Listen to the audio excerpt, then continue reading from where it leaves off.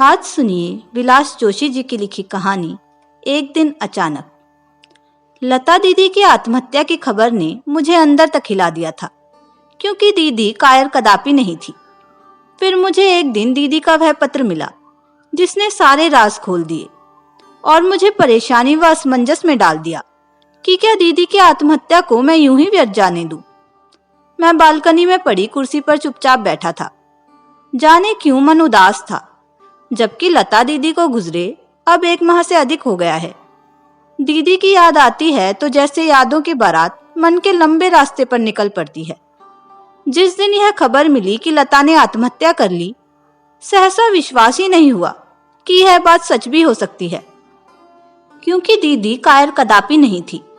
शादी के बाद उनके पहले 3-4 साल अच्छे बीते।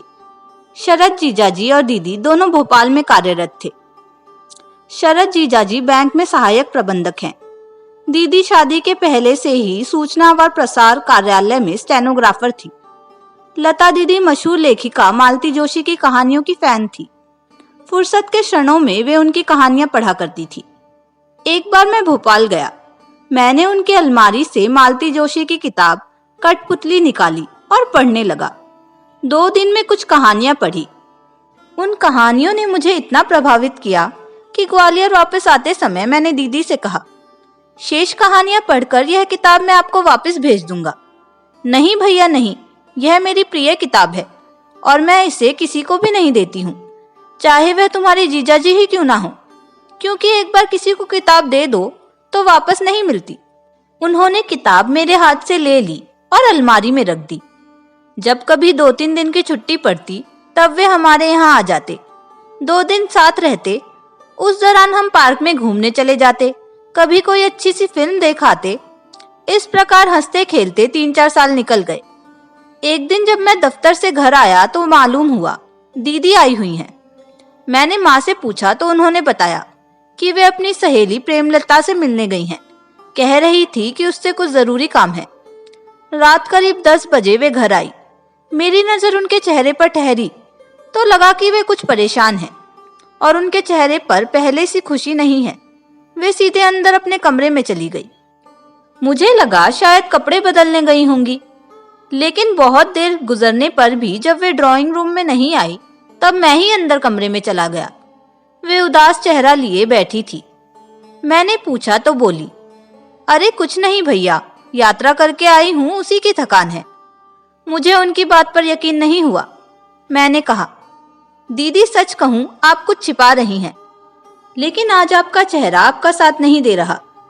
क्या बहन की शादी के बाद एक भाई इस लायक नहीं रह जाता कि वह बहन के मन की बात जान सके? यह सुनते ही वे फपक उठी और एक अविरल अश्रुधारा उनकी आंखों से बहने लगी। अब कुछ बताओगी भी या केवल रोती ही रहोगी? मैंने उनके आंसू पोंछते हुए कहा।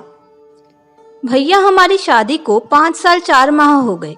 इस बीच मेरी गोद नहीं भरी, इसी कारण आए दिन घर में विवाद होने लगे हैं। पर इसमें आपका क्या दोष है दीदी? पर भैया मेरी ननद और सासू जी मुझे ही दोष देती हैं। हो सकता है दीदी दोष जीजाजी में हो, लेकिन इस बात को उनके घर का कोई मानने के लिए तैयार नहीं है। वे तो यही रट लगाए बैठे हैं कि दोष मुझ में ही है। ठीक है दीदी, मैं भी आपके साथ भोपाल चलता हूँ और इस बारे में जीजाजी से बात करता हूँ। मैं दीदी के साथ भोपाल गया और आधी रात तक उनसे इस विषय पर बात करता रहा। वे बोले, देखो भैया, मैंने तुम्हारी दीदी से शादी की थी तब मेरा एक सपना था कि मेरे घर में मेरे अपने बच्चे हों। जब मैं शाम को बैंक से घर वापस लौटूं तब वे प्यार से मेरे पैरों में लिपट जाएं और अपनी तुतलाती जुबान से मुझे पापा पापा कहें। फिर मैं उनके साथ खेलूं, उनको हंसते हुए देखूं तो कभी रोते हुए। उनको अपने कंधे पर बैठाकर गार्डन में घुमाने ले जाऊं। मैं उनका अच्छे से पालन पोषण करूं, उन्हें इस योग्य बनाऊं कि जब मैं बूढ़ा हो जाऊं तब वे मेरा सहारा बने, मेरा नाम और वंश आगे चलाएं। फिर पंडे पुजारी कहते भी हैं ना कि जब तक अपना पुत्र पानी नहीं दे तब तक मरने के बाद भी आत्मा को मुक्ति नहीं मिलती। तब मेरी यह तमन्ना गलत तो नहीं है ना? जीजाजी ने अपने दिल की बात बताई। जीजाजी, क्या आप ये कहना चाहते हैं कि जिनको पुत्र नहीं होते उनको मुक्ति नहीं मिलती? पर एक सच आप भी जान लीजिए कि इन पंडे पुजारियों ने ये सारी बातें सिर्फ अपना पेट और जेबें भरने के लिए ही फैला रखी हैं। जीजा जी, आदमी को मुक्ति मिलती है तो अपने किए कर्मों के आधार पर। मेरे लाख समझाने के बावजूद वे अपने बात पर ही अड़े रहे। अब मैं वहां रुककर और क्या करता। मैं दुखी होकर वापस लौट आया। एक रात करीब 10 बजे दीदी का फोन आया। वे बोली, तुम्हारे यहाँ से जाने के बाद अगले ही दिन रायपुर से मेरी सासू जी और ननद यहाँ भोपाल आई। फिर वे दोनों मेरे घर आई और बोली, देखो लता, पास की पहाड़ी पर एक साधु बाबा का डेरा है, तुम हमारे साथ वहां चलो, शायद उनके आशीर्वाद से तुम्हारी गोद भर जाए। मैं उनके साथ वहां गई थी। अब उन्होंने अगली अमावस की रात बुलाया है। खैर, अब उनका स्वभाव और व्यवहार मेरे साथ अजीब सा होता जा रहा है। अब वे दूसरे कमरे में सोने लगे हैं। मैं उससे क्या कहता सिवाय इसके कि दीदी थोड़ा सब्र रखो, देखो कुछ दिनों बाद सब फिर पहले सा सामान्य हो जाएगा। कुछ दिन बीते। इन दिनों में ना तो दीदी का फोन आया और ना ही कोई चिट्ठी पत्री आई। एक दिन मैंने ही उन्हें फोन किया। फोन दीदी ने ही उठाया। मेरे बार बार पूछने पर वे बोली, भैया उन्होंने अपना तबादला जबलपुर करवा लिया है और अब मैं यहाँ अकेली ही रहती हूँ। कहने के लिए यहाँ उनकी बहन और बहनोई हैं। इतना कहकर उन्होंने फोन रख दिया। वक्त गुजरता गया और 6 माह बीत गए। एक दिन जीजा जी के बड़े भाई साहब, जो हमारे ही शहर में रहते थे, बाजार में मिल गए। बातचीत के दौरान उन्होंने बताया कि शरद जीजा जी ने जबलपुर में अपने ही बैंक में कार्यरत एक तलाकशुदा महिला से शादी कर ली है। जीजा जी ने दूसरी शादी कर ली। यह सुनते ही लगा जैसे आसमान से कड़कड़ाती हुई एक बिजली चमकी और सीधा मुझ पर आकर गिरी हो। मैं स्तब्ध रह गया और सोचने लगा कि यह खबर पाकर दीदी पर क्या गुजरेगी। मैंने रात को फोन पर इस बारे में बात की तो वे बोली, भैया मैं जानती थी कि वे ऐसा ही करेंगे। खैर, अब ये बात छोड़ो, तुम मेरी चिंता मत करना। अपनी शादी की बात चलाना और कोई अच्छी लड़की मिले तो तत्काल शादी कर लेना। भैया अब मैं किसी तरह से अपनी शेष जिंदगी काट लूंगी। पर दीदी, ये अकेलापन। मेरी बात को काटते हुए वे बोली, हाँ भैया, अब एक बात ध्यान रखना, मेरा फोन ना भी आए तो भी समझ लेना मैं अच्छी हूँ। उन्होंने रोते हुए फोन काट दिया। 2 माह बाद मेरी शादी पक्की हो गई। मेरी शादी में दीदी आई जरूर, लेकिन पूरे समय खामोश रही। शादी पर उन्होंने मुझे जो उपहार दिया उसे मैंने सबसे अधिक अनमोल मानकर अपनी अलमारी में सहेज कर रख दिया। शादी के बाद मैं अपनी पत्नी के साथ हनीमून के लिए चला गया। वहां से वापसी के तत्काल बाद मैंने ड्यूटी ज्वाइन कर ली। एक रात करीब 10:30 बजे फोन की घंटी बजी। फोन पुलिस स्टेशन से था। लता नाम की एक महिला ने आत्महत्या कर ली है, आप तत्काल आ जाइए। यह सुनते ही मैं सन्न रह गया। माँ को साथ लेकर मैं भोपाल पहुंचा। दीदी का अंतिम संस्कार मुझे ही करना पड़ा। मैंने अपनी तरफ से जीजा जी को फोन पर सब कुछ बता दिया था, लेकिन वे नहीं आए। दीदी की आत्महत्या के लिए सिर्फ जीजा जी ही जिम्मेदार हैं। उन्होंने दीदी को जो असंख्य प्रताड़नाएं दी, वे कब तक सहती। फिर इस प्रकार का अकेलापन किसी आजन्म कारावास से कम दुखद होता है क्या। पहले जीजा जी का अलग कमरे में सोना, फिर उसके बाद बिना कुछ बताए चुपचाप जबलपुर तबादला करवा लेना और उसके बाद वहां जाकर दूसरी शादी करना। दीदी के साथ ये उनका अक्षम्य अपराध है। मैं केवल उनको ही दीदी का अपराधी मानता हूँ। मैं यादों के दायरों से बाहर निकला और बिस्तर पर आकर लेट गया। अलका मेरी पत्नी मायके गई है, इसलिए अकेलापन जैसे मुझे निगलने के लिए मेरी तरफ बढ़ रहा था। फिर उसमें दीदी की यादें। तभी मुझे उनके द्वारा शादी में दिए अनमोल उपहार की याद आई। मैं तेजी के साथ कमरे में गया, अलमारी खोली और उसमें से दीदी का दिया उपहार निकाला। अब मेरे सामने दीदी का दिया सिल्वर पेपर से लिपटा अनमोल उपहार था। मैंने सिल्वर पेपर का आवरण हटाया तो आश्चर्यचकित रह गया। दीदी ने मुझे अपनी जान से ज्यादा प्यारी लगने वाली किताब कठपुतली उपहार स्वरूप दी थी। मैंने उस किताब का पहला पृष्ठ पलटा। उस पर दीदी ने अपने हाथों से लिखा था, प्रिय अनमोल भैया को शादी पर एक बहन का अनमोल उपहार। भैया, जिंदगी में कभी किसी को अपनी कठपुतली मत बनाना और ना ही कभी खुद किसी की कठपुतली बनना। तुम्हारी लता दीदी। उनके द्वारा लिखे शब्द पढ़कर मैं भाव विभोर हो गया और उसी अवस्था में किताब के अगले पृष्ठ पलटने लगा। तभी उसमें से एक कागज जमीन पर जा गिरा। मैंने उस कागज को उठाकर पढ़ना चालू किया तो मेरी आंखें पथरा सी गई। वह दीदी का पत्र था, सिर्फ मेरे नाम।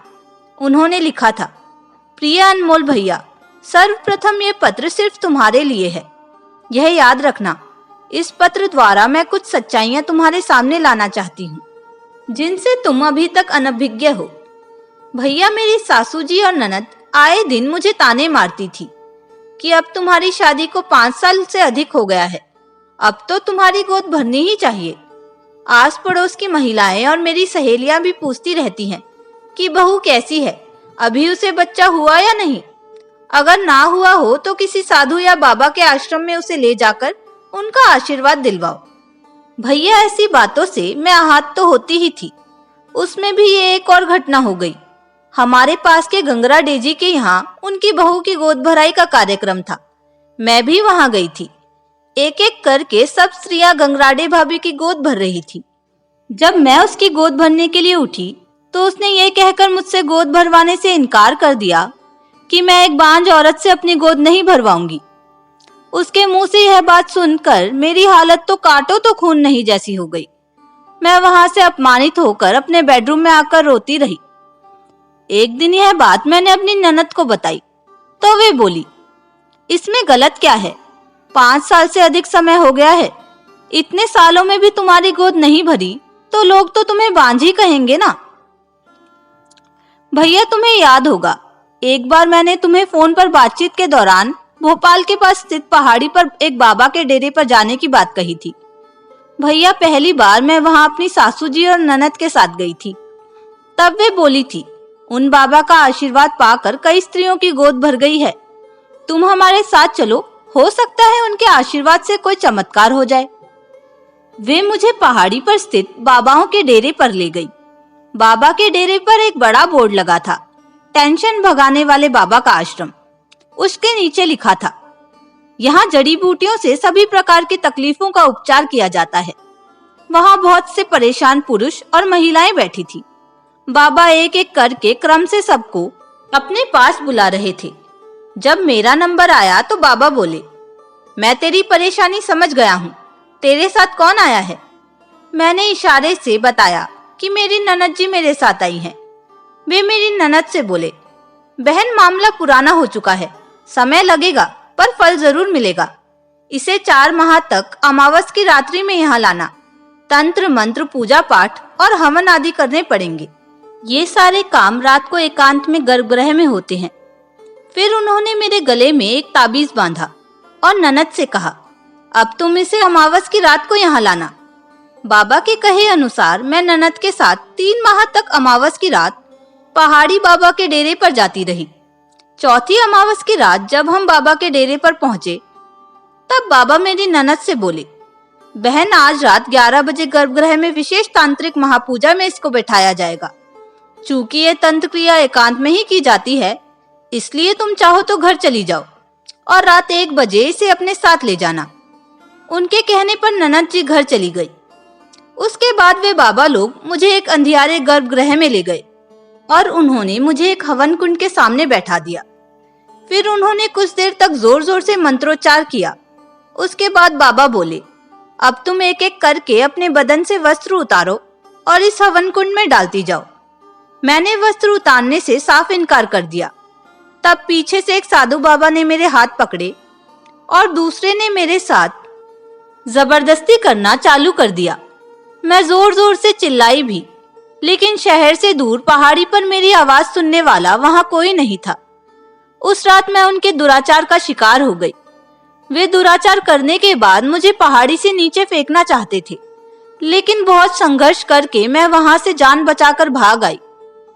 भैया, दुराचार का शिकार होने के बाद मैं तत्काल आत्महत्या करना चाहती थी, लेकिन उस स्थिति में मेरी सासू जी और ननद मुझे ही अपराधी मानती, इसलिए मैं जान बचाकर घर आई।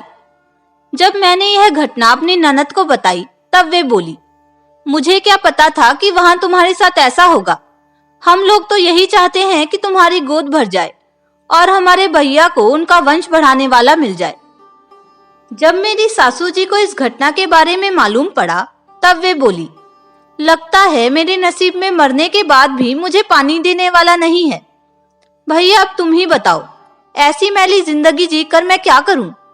तुम्हारे जीजा जी ने मेरे जीवन में जो अकेलापन भर दिया है उससे मैं तंग आ चुकी हूँ। इसलिए सोचती हूँ कि आत्महत्या कर लूं।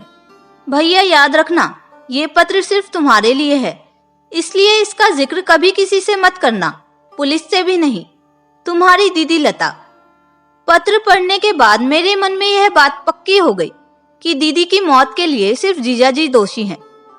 अब दिल तो यही करता है कि दीदी का यह पत्र पुलिस को सौंपकर जीजाजी और तथाकथित झूठे बाबाओं को उनके किए की सजा दिलवाऊं। लेकिन दीदी के पत्र में लिखे शब्दों का सम्मान भी मुझे रखना है कि भैया याद रखना, ये पत्र सिर्फ तुम्हारे लिए है, इसका जिक्र तुम कभी किसी से ना करना, पुलिस से भी नहीं। मैं परेशान हूँ और असमंजस में पड़ा हूँ कि क्या करूं। क्या दीदी की आत्महत्या को यूं ही व्यर्थ जाने दूं? शायद इसी स्थिति को इंसान की बेबसी कहते हैं।